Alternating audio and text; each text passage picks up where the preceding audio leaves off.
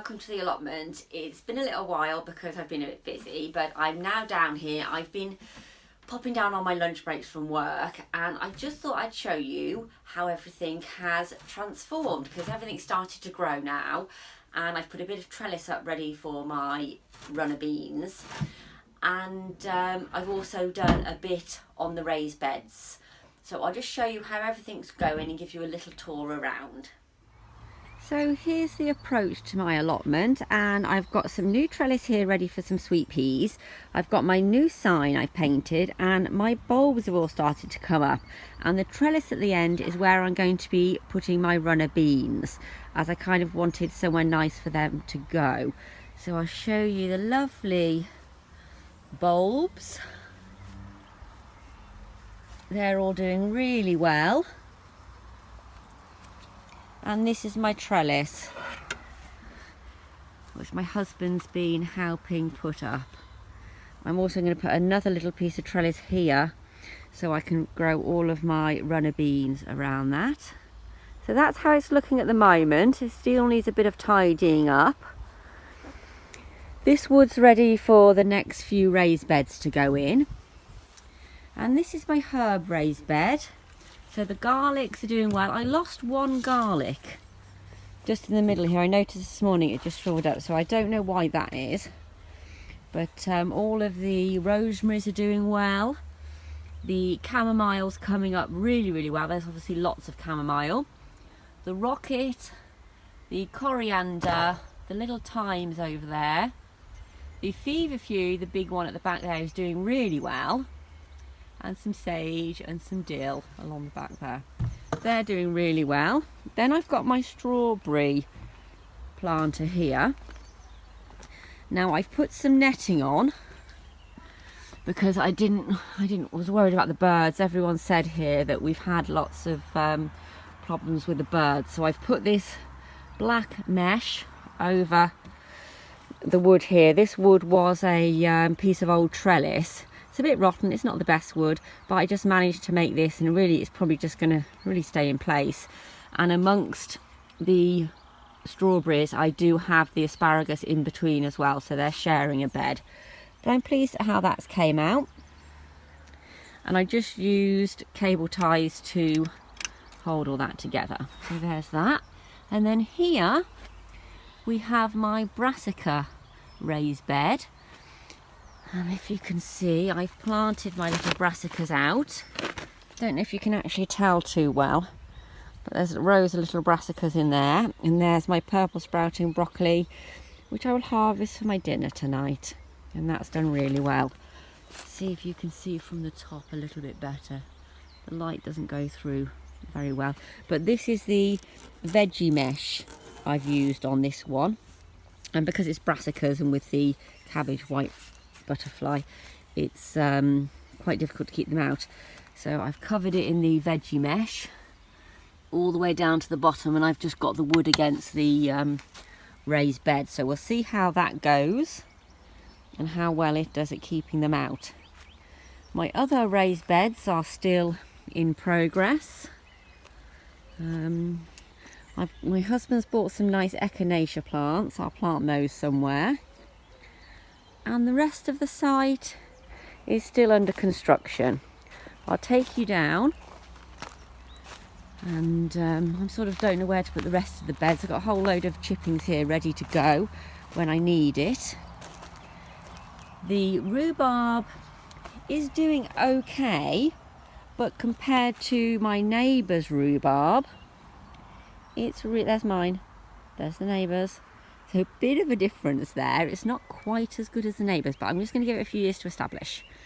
Now also, this is my apple, which is doing really well.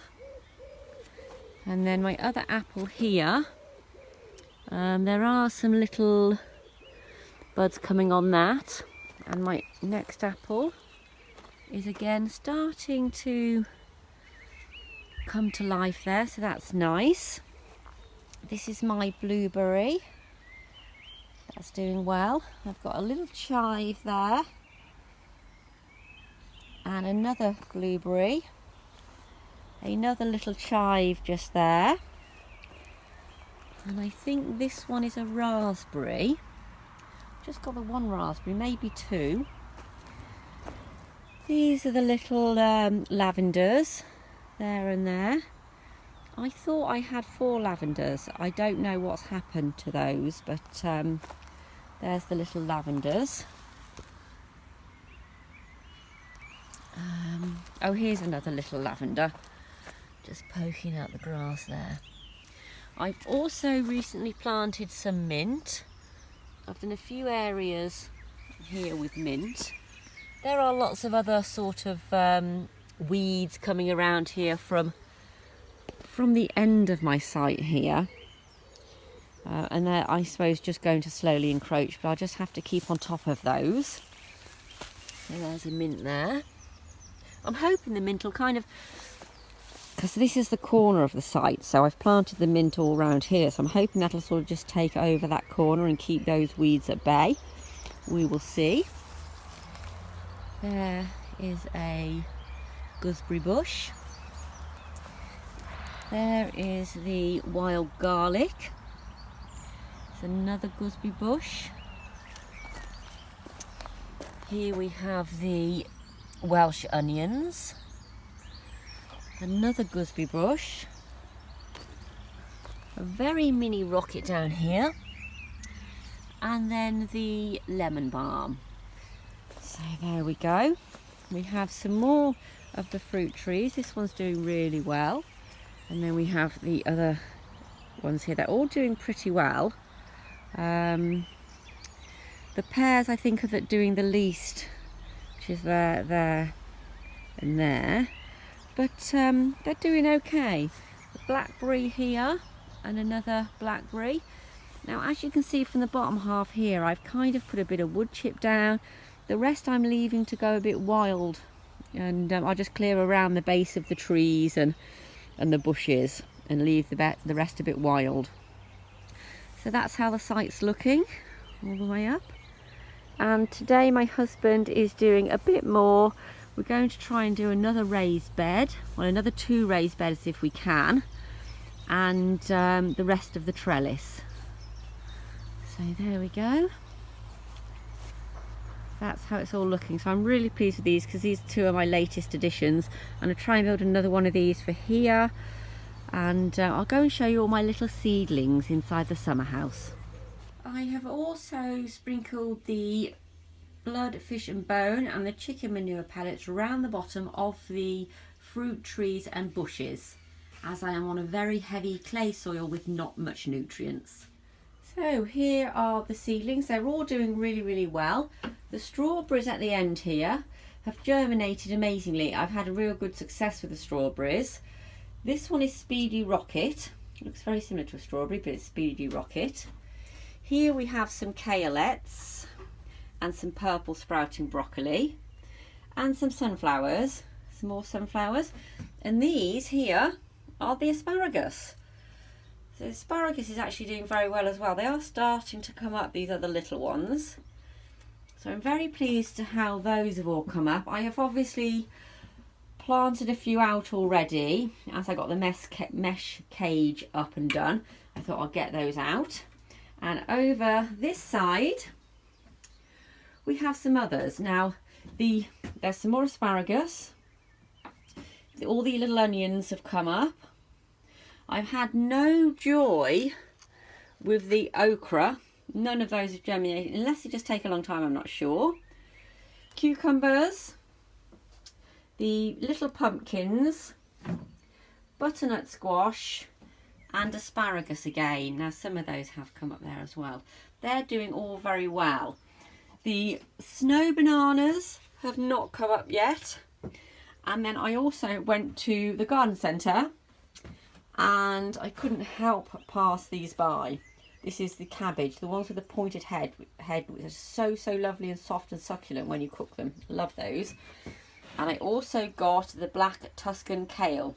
I have lots of other kales and that, but I hadn't got the black Tuscan, so I literally, so dangerous when I go to a garden centre, I just can't help picking something up. So there you go, and I'll show you the mesh I was using for this one here for the brassicas. this is the one I got. I hadn't tried them before and I didn't know which mesh to go for. I had these bags over them which did really, really well, and no bugs got on the brassicas using those. But I thought I wanted to build a whole big cage that just stayed over them, and I've used this and I have actually found it really good so far. We'll see as the year goes how it does, but that was $9.99 a bag, and there you go. So really with that bag, one bag did one of those with some left over, and that is a 4 foot by 6 foot bed, and that is also quite high actually. So there we go. Here's my husband getting ready to build a couple more raised beds. So inside the shed here I have made a few changes, not many, but with some of the old lath and stuff there, I think it's an old trellis, I've made a bit of a table. It's really badly made, but it does the job for what I need at the moment.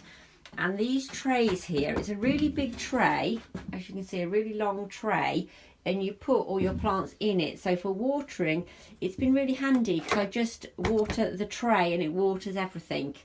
The same on this side. It's one big tray, which is fantastic for watering everything. And then when I need to take them outside and inside and all of that, I can just lift up the whole tray. It does take 2 people though.